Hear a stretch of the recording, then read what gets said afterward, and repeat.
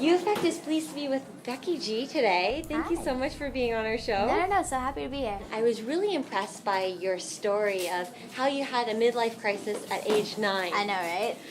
No, but I love that because I think more people should be having their crisis that early and finding out who they want to be. I mean, yes and no. I think, everybody's on their own timeline. And there's like people like my brother Alex who's like, a new edition of da-da-da-da-da video game. And I'm like, you stay there, brother. Keep living the video game life and focus on school and you're good. So I think it really just depends on the person. I think the reason why I grew up so fast was my parents are high school sweethearts. And because they had me so young, I feel like I grew up with them in a sense. And I got to see them, make mistakes and make the best decisions and how they dealt with those things. And I think the biggest struggle that we went through as a family was losing our home when I was 9 years old.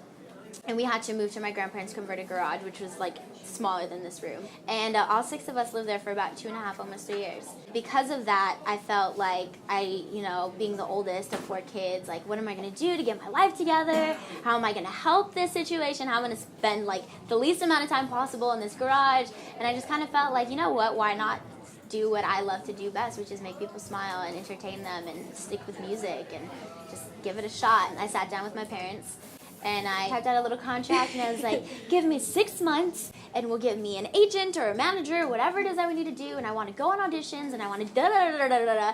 And they were supportive. And although financially we weren't in the best situation, we had our meals on wheels and figured out school schedules. 6 months were up and I was enjoying myself so much. And at the same time getting to, pay for groceries every now and then. That felt so good. It gave me that ambition to want more.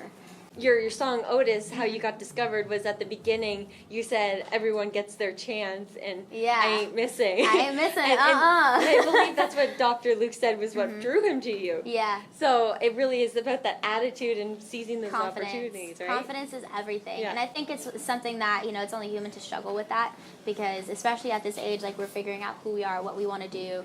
And that can get all up in your head sometimes, but at the end of the day, if you learn to love yourself for who you are and you want to become better than you were the day before, that's all that matters. I think your story really is an embodiment of what happens when you embrace your voice and have the confidence to pursue it. Thank you so much.